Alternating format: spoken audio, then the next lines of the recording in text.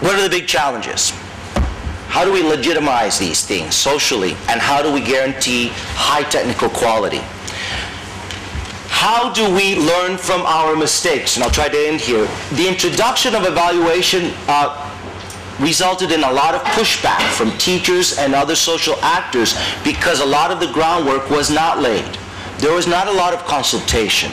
There was not a lot of involvement of appropriate actors in the validation and development of the tests. Most Latin American testing units today do not have a publicly available technical report on the research and development of their instruments. In most cases, it is difficult to get access to the database, and if you do, all you get is the database, not a code book. There are some exceptions, important ones, some in Mexico, some in Brazil, and in Chile, but in most cases, the public is pretty certain that the commitment to quality isn't there because there's no documentation. And you hear a lot of ministers and others bemoaning the lack of use of data by the academic institutions, but the fact of the matter is that they're not getting the sorts of material that would be required to do a rigorous job of analysis. Better job at reporting. What you do get when you get results reports are some league tables, sometimes without standard errors or any other information available, so you don't know whether these rankings are in fact statistically significant or not. There's some increase in this, and over time perhaps reporting will get better. We hope in the working group that we're being influential in this, and we're attempting to in fact advance some basic standards in reporting and analysis for testing and evaluation in the region. Another area where I think that Latin America, other parts of the world may learn from the Latin American experience is that what is happening in Latin America is an important, I think, fundamental change in how they think about policy.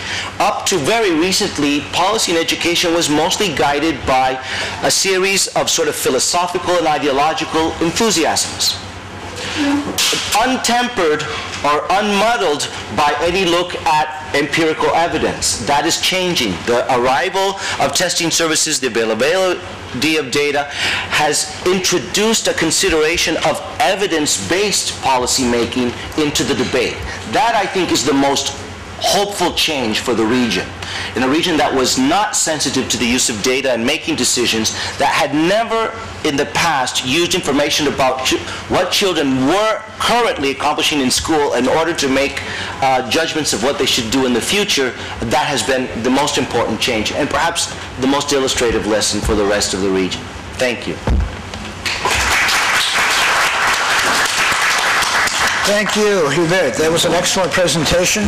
Dr. Beaumont holds an EDD in Advanced Educational Leadership from Central Connecticut State University in the United States, and master's degree from that university as well. She is the Project Director, Chief of Party for the USAID-sponsored Expanding Educational Horizons project here in Jamaica, and prior to that was Instructional Technology Manager for the Primary Education Support Project here in Jamaica.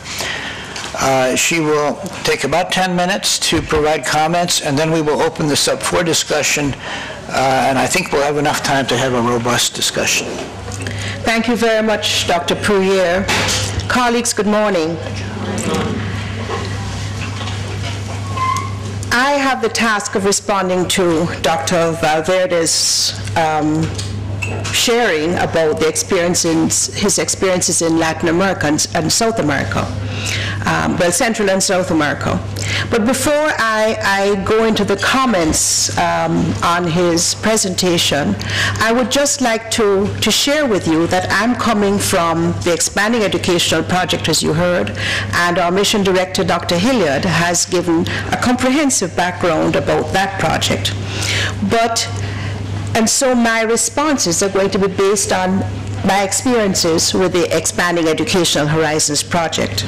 But the aim of the Expanding Educational Horizons project is to enhance student performance in numeracy and literacy in 71 low-performing schools, as the mission director stated, and in 6 NGOs. Now, we go about doing that with extensive training of our teachers in various instructional strategies. to enhance literacy and numeracy. We provide materials, equipment, software to support the literacy and numeracy instruction. And we've also developed a school management tool that captures data on students and teachers, and it helps us with our decision-making process.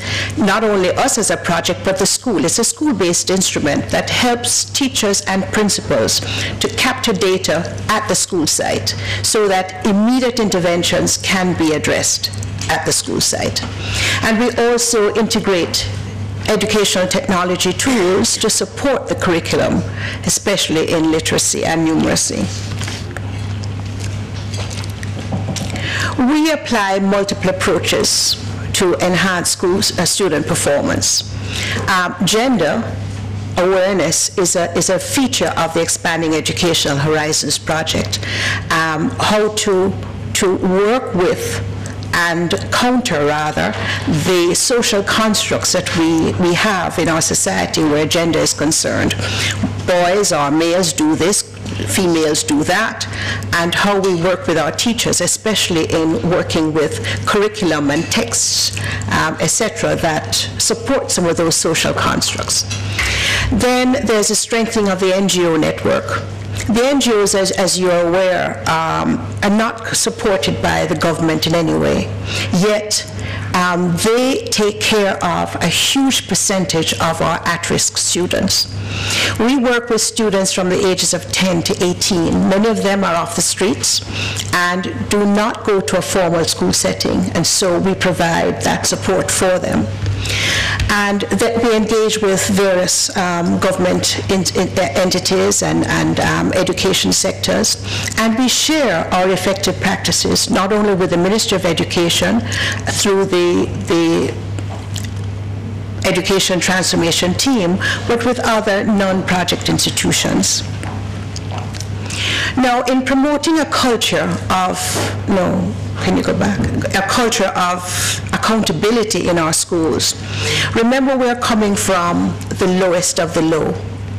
And so these schools have been, they're in deep rural areas or inner city areas, and they have more or less felt rejected.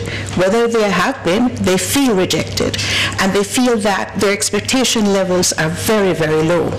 So to create this culture of accountability has been a very long and hard process, because to make people believe in themselves, to take the next step, has not been an easy road.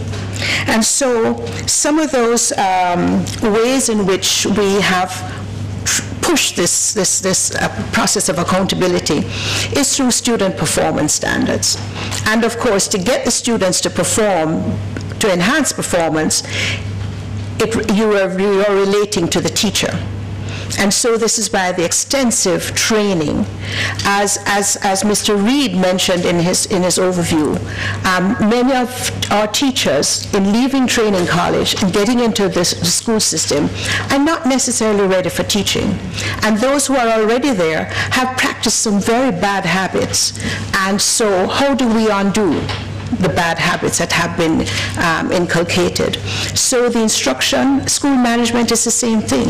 How do we change that culture into a culture of being responsible, taking responsibility for whatever happens in your institution?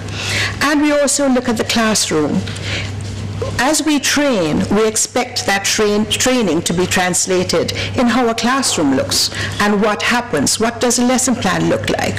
What does the school environment look like? Is this conducive for learning? Is this conducive for even your own upward mobility? So these are some of the areas that we focus on. And then, as I said, I spoke about the administrative software, the need for continuous professional development, and the continuous monitoring of school and classroom.